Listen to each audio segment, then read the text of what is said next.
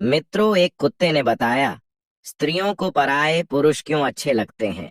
एक कुत्ते ने बताया कि कुछ पत्नी को अपने पति क्यों अच्छे नहीं लगते हैं और वही दूसरा पुरुष अच्छा लगता है। वहीं पुरुषों की बात करें तो कुछ पुरुषों को भी अपनी पत्नी अच्छी नहीं लगती है, उन्हें दूसरे की स्त्री बहुत अच्छी लगती है। साथ ही आपने देखा और सुना होगा, कुछ लोग बहुत मेहनत करते हैं, फिर भी वह गरीब रहते हैं। उनकी गरीबी कभी दूर नहीं होती है। वही कुछ गरीब लोग बहुत कम समय में धनवान हो जाते हैं और उनकी गरीबी हमेशा के लिए मिट जाती है। मित्रों, आखिरकार ऐसा क्यों होता है? आपने सुना होगा, सभी लोग यही कहते हैं कि यह तो कर्मों का फल है। यह तो ठीक है कि सब कुछ कर्मों का ही खेल होता है, मगर कर्म कैसे और किस दिशा में करने चाहिए जिससे उस कर्म का सकारात्मक फल मिले? तो मित्रों, आइए इस ज्ञानवर्धक कथा के माध्यम से जानते हैं। नमस्कार मित्रों, आप सभी लोगों से निवेदन है कि इस कथा को और कहानी को सुनने से पहले कमेंट बॉक्स में हर हर महादेव लिखकर वीडियो को लाइक करके चैनल को सब्सक्राइब करके बेल आइकन ऑल पर प्रेस कर लीजिए, जिससे आप सभी लोगों को हमारा वीडियो सबसे पहले मिले और आप सभी लोग प्राचीन कथाओं और कहानियों से जुड़े रहें। एक समय की बात है, एक जंगल में एक आम का पेड़ था। उस आम के पेड़ के नीचे एक कुत्ता रहा करता था। एक दिन उस पेड़ के पास से होकर के एक साधु निकलते हुए जा रहे थे। उन्हें थोड़ी सी थकान महसूस हुई तो वह संत जो थे उसी आम के पेड़ की छाया में बैठ गए, जिसके नीचे एक कुत्ता रहा करता था। वही जब कुत्ते की नजर उन साधु पर पड़ती है तो कुत्ता साधु से कहने लगता है, महाराज, आप तो ज्ञानी हैं, हमको कोई ऐसा रास्ता बताओ जिससे कि शरीर पूरा होने के बाद हमें स्वर्ग की प्राप्ति हो। फिर कुत्ते की बात को सुनकर के वह साधु कहने लगते हैं, यदि तुम स्वर्ग में जाना चाहते हो तो तुम्हें दो प्रश्नों के उत्तर खोजने होंगे। जिस दिन तुम्हें इन दोनों प्रश्नों के उत्तर मिल जाएंगे, उस दिन तुम्हारी समस्या का समाधान हो जाएगा। फिर साधु की बात को सुन करके कुत्ता कहने लगता है, हे महाराज, आप मुझे अपने दोनों प्रश्न बताओ जिनका उत्तर मैं अवश्य ढूंढ कर रहूंगा।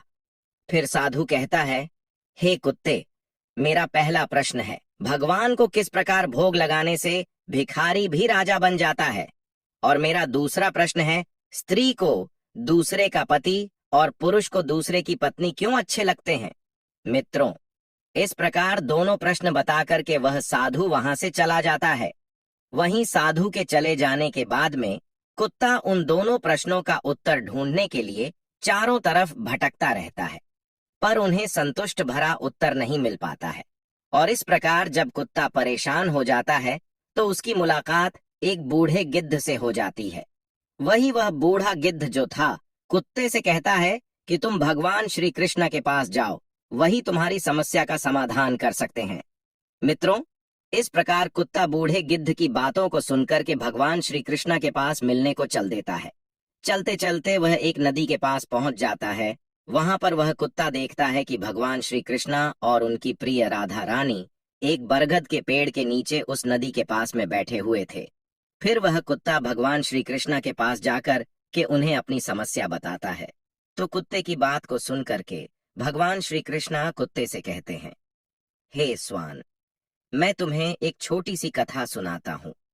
तुम इस कहानी को बड़े ही ध्यान से सुनना। यदि तुमने इस कहानी को पूरे मन से सुन लिया तो निश्चित ही तुम्हें तुम्हारे दोनों प्रश्नों के उत्तर मिल जाएंगे। फिर कुत्ता कहता है, हे प्रभु, मैं आपको वचन देता हूँ कि जब तक आप कहानी सुनाएंगे मैं कहानी को पूरे मन से सुनूंगा। आप कहानी को शुरू कीजिए मित्रों। फिर आगे भगवान श्री कृष्ण कहते हैं कि हे स्वान, एक गांव के बाहर एक जंगल में भगवान शिव का एक छोटा सा मंदिर था, जिसमें एक वृद्ध पुजारी रहते थे। एक दिन एक गरीब माँ अपने नन्हे से बालक को मंदिर के द्वार पर छोड़कर चली गई। बहुत खोजने पर भी पुजारी को बालक के परिवार का कुछ भी पता नहीं चला। जब गांव का भी कोई व्यक्ति उस बालक का लालन पालन करने को तैयार नहीं हुआ, पुजारी ने भगवान भोले बाबा की इच्छा समझ करके उस बच्चे को अपने पास रख लिया और उस बच्चे का नाम चंदन रख दिया। वहीं गांव के श्रद्धालु भक्तों से जो कुछ भी प्राप्त होता था, उसी से भगवान भोलेनाथ का और पुजारी का और उस बालक चंदन का गुर्जर बसर हुआ करता था। और यदि किसी दिन भोग कम भी पड़ जाता था तो पुजारी जो था भगवान को भोग लगा करके और स्वयं और उस बालक को गंगा जल पिला करके केवल सो जाते थे। वहीं धीरे धीरे चंदन बड़ा होने लगा और अब वह पुजारी के कामों में हाथ बटाने लगा।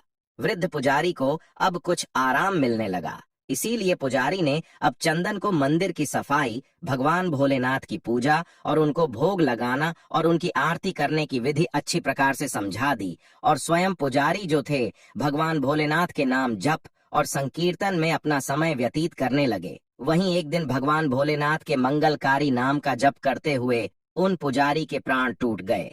अब पुजारी की मृत्यु हो जाने के बाद में वह चंदन नामक बालक जो था, उसका संसार में भगवान शिव के अलावा और कोई दूसरा सहारा नहीं रहा, क्योंकि उस बच्चे को पुजारी ने पाला था। वही पुजारी ने मरने से पहले उस चंदन को 3 बातें बताई थीं। पहली बात बताई थी कि हमेशा भगवान भोलेनाथ को ताजी गर्म रसोई का ही भोग लगाना। दूसरी बात, भगवान को भोग लगाए बिना स्वयं कुछ भी नहीं खाना। तीसरी बात, भगवान भोलेनाथ पर विश्वास रखकर कभी भी किसी भी वस्तु का संग्रह नहीं करना, बासी भोजन का भी भोग नहीं लगा। मित्रों, वहीं उस चंदन नामक व्यक्ति को पुजारी की तीनों बातें ठीक से याद थीं और वह चंदन उन तीनों ही बातों का बड़े ही ध्यान से पालन करता था। यदि कोई भक्त पहले से बना भोजन या मिठाई मंदिर में दे जाता तो बालक धन जो था उसे गरीबों में बांट देता था। वह स्वयं रसोई में ताजा प्रसाद बनाकर भगवान भोलेनाथ को भोग लगाता था। उसके बाद ही स्वयं प्रसाद ग्रहण करता था और यदि फिर भी बच जाता था तो उसे बांट देता था। मित्रों, फिर आगे कथा को सुनाते हुए भगवान श्री कृष्ण कुत्ते से कहते हैं, हे स्वान, यदि उस चंदन बालक को रसोई में प्रसाद बनाने को कुछ नहीं मिलता था तो वह भगवान भोलेनाथ को जल चढ़ाकर और स्वयं जल पीकर रह जाते थे। ऐसे धीरे धीरे करके बरसात का मौसम आ गया। एक दिन की बात है, 3-4 दिन तक मूसलाधार बरसात होने से मंदिर में एक भी भक्त नहीं आया। वहीं चंदन अपने भगवान शिव को गंगा जल का ही भोग लगाता रहा और उसी को ही पीकर स्वयं भी समय गुजारता रहा। उधर भगवान भोलेनाथ उस बालक चंदन की भक्ति और सहन शक्ति की परीक्षा लेते रहे, किंतु आखिर में अपने भक्त बालक को भूख से तड़पते देख करके भगवान शिव से रहा नहीं गया। फिर भगवान शिव एक साधु बाबा का रूप धारण करते हैं और अपने हाथ में कुछ प्रसाद बनाने की सामग्री अपनी दिव्य शक्ति से प्रकट करते हैं और मंदिर के द्वार पर पहुंच जाते हैं। और इस प्रकार भगवान भोले बाबा ने मंदिर पर आवाज लगा करके उस चंदन लड़के को बुलाया और उसके हाथ में पोटली देते हुए कहा, यह कच्चा राशन सीधे के रूप में सेठ जी ने तुम्हारे पास भेजा है। इसे लेकर रसोई में भगवान का भोग बनाओ और भोग लगाओ और स्वयं भी प्रसाद ग्रहण करो। मैं कल फिर आऊंगा। फिर वहां से साधु बाबा चले जाते हैं। इधर वह बालक प्रसाद बनाकर भगवान को भोग लगता है और स्वयं प्रसाद ग्रहण करता है। मित्रों, फिर आगे भगवान श्री कृष्ण कहते हैं, हे स्वान, एक दिन चंदन भक्त ने सोचा कि सेठ जी को सीधा भेजते हुए 4 महीने हो चले हैं, किंतु वे स्वयं कभी भी मंदिर में भगवान शिव जी का प्रसाद ग्रहण करने नहीं आए हैं। फिर अगले दिन भगवान शिव जी साधु के भेष में जब सीधे की पोटली देने आए तो चंदन भगत ने उनसे कहा, अरे भाई, तुम्हारे सेठ जी इतने बड़े धर्म महात्मा हैं कि रोजाना तुम्हारे हाथों से सीधा भिजवा देते हैं और कभी भी स्वयं मंदिर में प्रसाद लेने के लिए नहीं आते। इस कारण से मेरा हृदय अत्यंत दुखी हो रहा है। तुम अपने सेठ जी से कहना कि कल वह भी मंदिर में प्रसाद ग्रहण करने के लिए अवश्य पधारें। वहीं चंदन भक्त की बात को सुनकर कि भगवान शिव जी चौंक कर घबरा उठे और बोले, अरे पुजारी जी, सेठ जी मेरे द्वारा आपको सीधा भेजते हैं, आप इससे भगवान को भी भोग लगा लेते हैं और स्वयं भी प्रसाद ग्रहण कर लेते हैं। फिर सेठ जी को बीच में बुलाने की क्या जरूरत है? जैसा चल रहा है वैसा ही चलने दीजिए। फिर वह चंदन कहने लगा, ऐसे कैसे चलने दूं आपके धर्मात्मा सेठ जी? इतने दिनों से सीधा भेज रहे हैं, क्या मैं उन्हें भगवान का प्रसाद देने का अपना कर्तव्य भी पूरा ना करूं? मैं किसी का उद्धार खाने वाला नहीं हूं। अपने सेठ जी से कह देना, यदि कल वह भगवान शिव जी का प्रसाद ग्रहण करने के लिए नहीं आए तो मैं उनका सीधा लेना मैं बंद कर दूंगा। फिर तो वह साधु बने। भगवान शिव जी अपने चंदन भक्त की अकड़ को देख करके एकदम से कांप उठे और यह सोच करके मन ही मन में हंसे कि वाह बेटा, आज तो लेने वाला ही देने वाले पर धोस दिखा रहा है। लेकिन सरल हृदय भक्त के मनोभाव पर दया करके भगवान शिव जी बोले, ठीक है पुजारी जी, कल सेठ जी मंदिर में प्रसाद ग्रहण करने जरूर पधारेंगे। वहीं दूसरे दिन बड़े सवेरे ही शिव जी भेष बदल कर दूध और बहुत सारी भोजन की सामग्री लेकर के मंदिर पहुंच गए। वहीं जब चंदन में देखा तो ऊंचे स्वर में बोला, भाई आज इतना सारा सीधा किस लिए लेकर आए हो? तो साधु बने। भगवान शिव बोले, पुजारी जी क्या आप भूल गए, आज आपने सेठ जी को प्रसाद के लिए बुलाया है, इसलिए आप जा करके रसोई में बनाइए और भगवान शिव को भोग लगाइए। वही साधु बने। भगवान शिव कहने लगे, हे चंदन, यह तो बता दीजिए कि सेठ जी को किस समय आना है। तो चंदन ने प्रसन्न होकर के उस साधु को सेठ के आने का समय बता दिया। अब उधर तो चंदन भक्त रसोई तैयार करता है और इधर भगवान शिव जी जो थे अपने चंदन भक्त की इच्छा पूरी करने के लिए फिर सेठ का रूप धारण करते हैं। इधर अपने स्वामी को एक प्यारे भक्त के यहाँ पर जाने का समाचार सुनकर कि माता पार्वती भी भला कैसे पीछे रहती, वह भी शिव भगवान की आज्ञा को पा करके बूढ़ी सेठाई का रूप धारण कर ली। मित्रों, फिर आगे भगवान श्री कृष्ण उस कुत्ते से कहते हैं, हे स्वान, जब भगवान शिव और माता पार्वती एक सेठ और सेठानी का रूप धारण करके अपने भक्त के यहाँ दावत खाने चले तो ऋषि मुनि देवता आदि भी उन्हें देख करके अति प्रसन्न हुए। इधर चंदन भक्त आज सुबह से ही सेठ जी के स्वागत में तरह तरह के पकवान बनाने में जुटा हुआ था। अपने शिव जी का भोग तो वह चलते फिरते बना लेता था, किंतु आज उसे कई सालों से भगवान को भोग लगाने के लिए सीधा भेजने वाले सेठ जी को प्रसाद देना था। इसलिए उस चंदन भक्त ने रसोई बनाने में अपनी सारी कला झोंक डाली थी, जिससे जो भी व्यंजन बने वह सुंदर और स्वादिष्ट हो। वहीं सेठ जी के द्वारा भेजे हुए चावल, दूध, चीनी इत्यादि से चंदन भक्त ने खीर बनाई, उसे धीमी आंच पर पका करके गाढ़ा किया और उसमें सेठ जी के द्वारा भेजे हुए पिस्ते, बादाम, केसर, किशमिश डाले।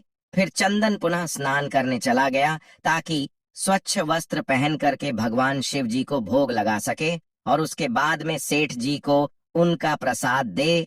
मित्रों, फिर आगे भगवान श्री कृष्ण कुत्ते से कहते हैं, हे स्वान, जब चंदन स्नान करके लौटा तो क्या देखा सेठ जी? प्रसाद ग्रहण करने के लिए स्वयं तो आए ही हैं, संग में अपनी पत्नी को भी लाए हैं। वही चंदन ने झट से जाकर दोनों से राम राम की उन्हें आसन देकर बोला, सेठ जी बैठो, मैं अभी भगवान शिव को भोग लगाकर आता हूं, फिर आपको प्रसाद परसूंगा। वही भावना के भूखे भगवान शिव से भूख सहन नहीं हो पा रही थी, इसीलिए वह बोले, पुजारी एक काम करो, भगवान को जल्दी से भोग लगाइए, अब मुझसे भूख सहन नहीं हो रही है। फिर तो सेठ बने। शिव जी की बात को सुनक के चंदन बोला, देखो सेठ जी, भूख तो मुझे भी बड़े जोर से लग रही है, किंतु मैं अपनी भूख के कारण भगवान को भोग लगाना नहीं भूलता। यदि दुनिया के सारे लोग इसी तरह अपनी भूख के लिए भगवान को भोग लगाना भूल जाएं, तो भगवान तो भूखे मर जाएंगे। वहीं सेठ बने। भगवान शिव जी एक पत्तल उठाते हुए बोले, पुजारी जी आप भोग लगाइए, इधर मैं पत्तल परोस लेता हूँ, मुझसे भूख सहन नहीं हो पा रही है। फिर तो चंदन भगत जो था सेठ बने। भगवान शिव जी को डांटते हुए बोला, सेठ जी, भगवान के काम में ना तो जल्दबाजी चलती है और ना ही कंजूसी चलती है, इसलिए चुपचाप इंतजार करो। मैं जब तक भगवान शिव को भोग नहीं लगा देता, आप रसोई के पास भी नहीं भटक सकते हैं। चुपचाप इधर बैठ जाइए और ओम नमः शिवाय, ओम नमः शिवाय का जाप करते रहिए। मैं अभी आता हूँ, फिर आपको पेट भरकर भोजन कराता हूँ। वही सेठ बने। भगवान शिव जी डांट खा करके भी चुपचाप अपने आसन पर बैठ गए, वहीं सेठानी बनी।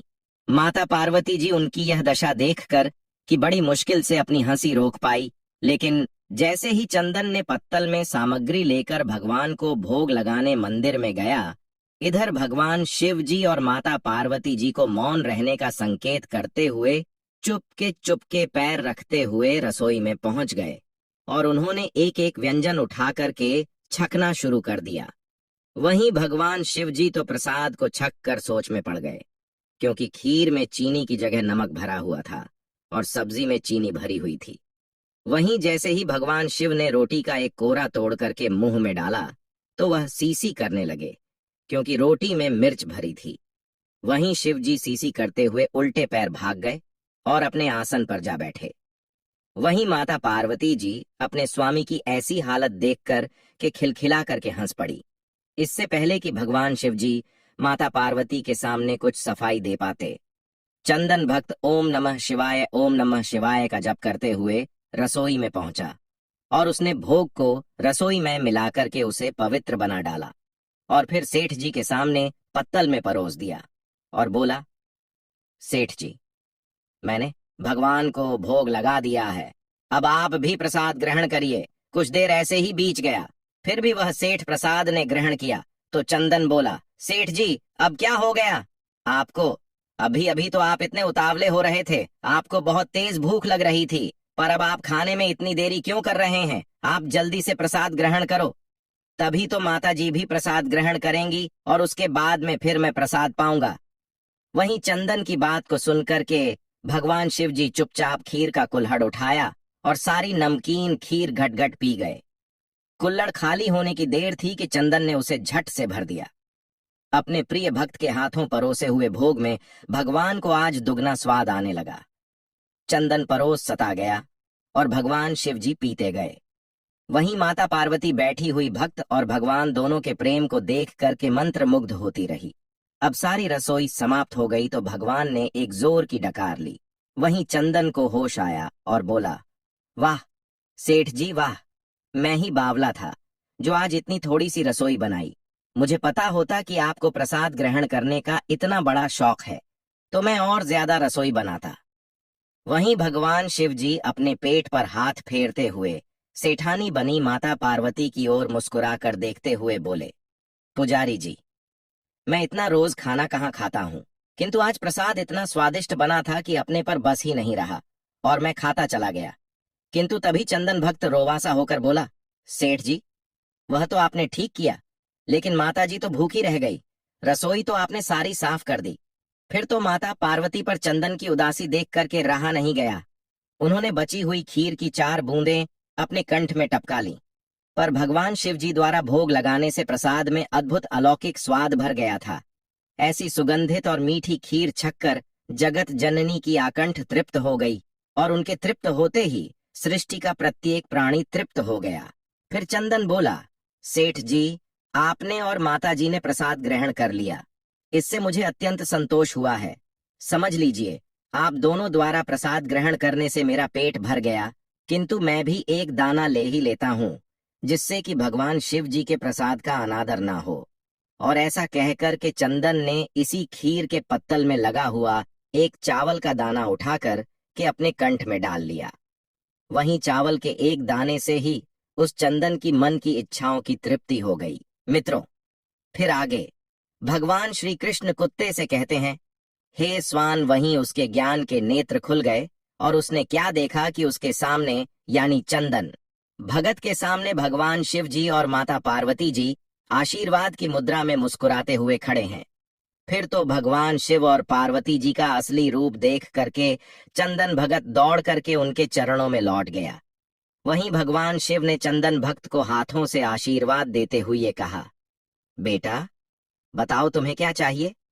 मैं तुम्हारी भक्ति से बहुत ही प्रसन्न हूँ। जो इस प्रकार से भगवान को भोग लगाते सच्ची निष्ठा के साथ में उन पर आस्था रखते हैं, उनके जन्म जन्मांतर के पाप दूर हो जाते हैं और उनकी गरीबी हमेशा के लिए दूर हो जाती है। फिर चंदन भक्त कहने लगा, हे प्रभु, मुझे कुछ नहीं चाहिए, केवल आपका प्यार और आशीर्वाद चाहिए। वही भगवान शिव कहते हैं, नहीं बेटे, तुमने अब तक गरीबी देखी है, मैं तुम्हें वरदान देता हूं कि तुम इस राज्य के राजा बन करके इस राज्य का सुख भोगोगे और शरीर पूरा होने के बाद में तुम्हें स्वर्ग की प्राप्ति होगी। और फिर ऐसा कहकर के भगवान शिव और माता पार्वती वहां से अंतर ध्यान हो जाते हैं। वही करीब चंदन जो था भगवान को नित्य नियम से भोग लगा करके स्वयं भोजन करता था, जिसका उसे फल मिला कि वह भिखारी से राजा बना। मित्रों, फिर आगे भगवान श्री कृष्ण कुत्ते से कहते हैं, हे स्वान, उसी शिव जी के मंदिर के पास में एक किसान अपनी पत्नी के साथ में एक झोपड़ी बनाकर रहता था और मंदिर में जो भी स्त्री या पुरुष पूजा के लिए आते जाते थे, वह किसान मंदिर पर आने वाली स्त्रियों को घूर घूर कर देखता रहता था और अपनी दृष्टि गलत रखता था। वहीं उस किसान की पत्नी मंदिर पर आने वाले पुरुषों को घूर घूर कर देखती रहती थी। अब समय इस प्रकार से धीरे धीरे गुजरता गया। एक दिन एक ठग कहीं से घूमता हुआ उस किसान की झोपड़ी से होकर गुजरा तो किसान की पत्नी की नजर उस ठग पर पड़ गई। वही ठग जो था दिखने में किसान से ज्यादा हष्ट-पुष्ट और सुंदर था। देखते ही देखते वह किसान की पत्नी उस ठग को अपना दिल दे बैठी। वही मौका पाकर के किसान की पत्नी ने उस ठग से कहा कि हे मुसाफिर, मैं तुम्हें बहुत पसंद करने लगी हूं, तुम मुझे अपने साथ ले चलो। फिर उस किसान की पत्नी की बात सुनकर के वह ठग राजी हो गया और किसान की पत्नी से कहा, तुम्हें घर में जितना भी धन माल मिले चुपचाप निकाल कर ले आओ, फिर हम दोनों यहां से कहीं दूर चलकर सुख का जीवन जिएंगे। वहीं वह किसान की पत्नी घर में घुसती है और जितना भी धन चुरा सकती थी उतना गहने जेवरात लेकर के उस ठग के पास आ जाती है और फिर वह ठग उस किसान की पत्नी को लेकर के गांव से दूर निकल जाता है। वहीं थोड़ी देर के बाद में एक ठगनी उसी किसान की झोपड़ी से होकर गुजरती है। फिर उस किसान की नजर उस ठगनी पर पड़ती है। वही ठगनी किसान की पत्नी से बहुत ज्यादा सुंदर थी, इसलिए किसान उस ठगनी को अपना दिल दे बैठा और मौका पा करके उस ठगनी से कहता है, मैंने तुम्हें जब से देखा है मुझे कुछ भी अच्छा नहीं लग रहा है, मैं तुमसे प्यार करने लगा हूं। फिर ठगनी ने कहा, तो तुम क्या चाहते हो? फिर किसान ने कहा, तुम कहीं दूर चलकर के एक साथ सुखपूर्वक रहेंगे। मित्रों, फिर आगे भगवान श्री कृष्ण कुत्ते से कहते हैं, हे स्वान। इस प्रकार उस किसान की बात सुन के वह ठगनी तैयार हो गई। फिर वह किसान जो भी धनमाल उसके पास था उसकी लेकर के उस ठगनी के साथ में गांव से दूर निकल जाता है। वहीं कुछ समय चलने के बाद में वह किसान की पत्नी और वह ठग उधर किसान और ठगनी इन सभी को चलते चलते एक नदी मिल जाती है। वहीं नदी के एक स्थान पर वह किसान की पत्नी और ठग खड़े हो जाते हैं और नदी के दूसरे और स्थान पर वह किसान और ठगनी खड़े हो जाते हैं। वहीं ना तो किसान को अपनी पत्नी के बारे में पता है कि वह ठग के साथ चली गई है और ना ही किसान की पत्नी को किसान के बारे में पता है कि वह ठगनी के साथ चला गया है। नदी पर पहुंचने के बाद में वह ठग किसान की पत्नी से कहता है कि तुम यह गहना मुझे दे दो, मैं पहले इस गहने को नदी के पार रखा आऊं, फिर तुम्हें नदी पार कराऊंगा। वहीं ठग की बातों में आकर के किसान की पत्नी धन उस ठग को दे देती है। वहीं वह ठग जो था धनमाल लेकर के उस किसान की पत्नी को उसी नदी में ढकेल देता है और धनमाल लेकर के वहां से चला जाता है। वहीं दूसरी तरफ ठगनी जो थी उस किसान से माल लेकर के उस किसान को नदी में धोखे से ढकेल देती है। वह उसी नदी में गिर जाता है और माल लेकर के दूर चली जाती है। मित्रों, फिर आगे भगवान श्री कृष्ण कुत्ते से कहते हैं, हे स्वान। इस प्रकार वह किसान और उसकी पत्नी नदी में डूबते उछलते हुए एक स्थान पर मिल जाते हैं और फिर दोनों को अपनी अपनी गलती पर बड़ा पछतावा होता है। वहीं उस नदी के आसपास उन दोनों को बचाने वाला कोई नहीं होता है और इस प्रकार किसान और उसकी पत्नी की नदी में डूबकर मौत हो जाती है। मित्रों, अंत में भगवान श्री कृष्ण कुत्ते से कहते हैं, हे स्वान, जो अपने का नहीं हुआ वह किसी और का नहीं हो सकता है। अब तुम अपने पहले प्रश्न का उत्तर सुनो। तुम्हारा पहला प्रश्न था कि भगवान को किस प्रकार भोग लगाने से भिखारी भी राजा बन जाता है। तो समझ लो, जिस प्रकार इस कहानी में एक गरीब चंदन ने शिव जी और माता पार्वती को भोग लगाया और सेवा की, उसी प्रकार जो भी इंसान गरीब चंदन की तरह सच्चे मन से पूरी आस्था के साथ में नियम अनुसार भगवान को भोग लगाता है, वह भगवान की कृपा से निश्चित राजा बन जाता है। जिस प्रकार से वह गरीब चंदन आज एक राजा बन गया, इसलिए हर इंसान को रोजाना सच्चे मन से नियम अनुसार भगवान को भोग रोजाना लगाना चाहिए। उसके बाद ही स्वयं भोजन ग्रहण करना चाहिए। यदि जो भी इंसान ऐसा करता है तो निश्चित ही माता पार्वती की उस पर कृपा होती है और ऐसा व्यक्ति भिखारी होकर भी राजा बन जाता है। मित्रों, फिर आगे भगवान श्री कृष्ण कुत्ते से कहते हैं, हे स्वान, अब तुम अपने दूसरे प्रश्न का उत्तर सुनो। तुम्हारा दूसरा प्रश्न था कि स्त्री को दूसरे का पति और पुरुष को दूसरे की पत्नी क्यों अच्छे लगते हैं। तो समझ लो, जो स्त्री या पुरुष चरित्रहीन होते हैं, ऐसे चरित्रहीन स्त्री या पुरुष को हमेशा दूसरे का पति या दूसरे की स्त्री ही अच्छे लगते हैं। जिस प्रकार से वह किसान और उसकी पत्नी दोनों ही चरित्रहीन थे, ना किसान को अपनी पत्नी अच्छी लगती थी और ना ही किसान की पत्नी को अपना पति अच्छा लगता था। इसलिए उन्होंने चरित्रहीनता की और जो चरित्रहीनता कर हैं उन्हें निश्चित एक न एक दिन अपने कर्मों का भोग भोगना पड़ता है। इसी वजह से उस किसान और उसकी पत्नी की नदी में डूबकर मृत्यु हुई। पति पत्नी के बीच सच्चा प्रेम, वफादारी, सेवा, आत्मीयता, विश्वास तभी रह सकता है जब उनमें एक निष्ठा का व्रत हो। यदि कोई स्त्री अनेक पुरुषों से या कोई पुरुष अनेक स्त्रियों से गुप्त संबंध स्थापित करता है तो उसके शरीर में, रक्त में, मन में, मस्तिष्क में अनेक तत्व मिल जाने के कारण अस्थिरता, खींचतान, आकर्षण, विकर्ष के द्वार चलने लगते हैं। ऐसी अवस्था में सच्चा प्रेम, वफादारी एवं आत्मीयता असंभव है। व्यभिचारी स्त्री पुरुषों का दाम्पत्य जीवन हमेशा कपट, धूर्तता, मायाचार और छल से भरा हुआ होता है। यह अवसर पाने पर अपने साथ ही धोखा देते हैं। इसलिए जो चरित्रहीन स्त्री होती है उसे कभी अपना पति अच्छा नहीं लगता, और जो चरित्रहीन पुरुष होता उसे कभी भी अपनी स्त्री अच्छी नहीं लगती, और ऐसे स्त्री पुरुष को अंत समय में नरक में जाना पड़ता है। इसलिए हमेशा सद्मार्ग पर चलना चाहिए और सभी स्त्री पुरुष को चरित्रवान होना चाहिए। तभी आप भगवान की कृपा के पात्र बन सकते हैं। मित्रों, इस प्रकार से भगवान श्री कृष्ण के द्वारा इस कथा को सुनने के बाद में कुत्ते का मन पूरी तरह से संतुष्ट हो जाता है और फिर वह वहां से भगवान को प्रणाम करके चला जाता है और समय आने पर उसको स्वर्ग की प्राप्ति होती है, क्योंकि उस कुत्ते ने हमेशा सिर्फ अपनी पत्नी से ही प्रेम किया था। वह कभी भी किसी और कुत्तियां के चक्कर में नहीं पड़ा था, और उसकी पत्नी भी बहुत चरित्रवान थी। उसकी पत्नी की कुछ साल पहले मृत्यु हो गई थी, वह भी स्वर्ग की पात्र बनी थी। इसी प्रकार वह कुत्ता भी बड़ा चरित्रवान था। इसी वजह से अंत समय में उस कुत्ते को भी स्वर्ग की प्राप्ति हुई। दोस्तों, अगर ये कहानी आप लोग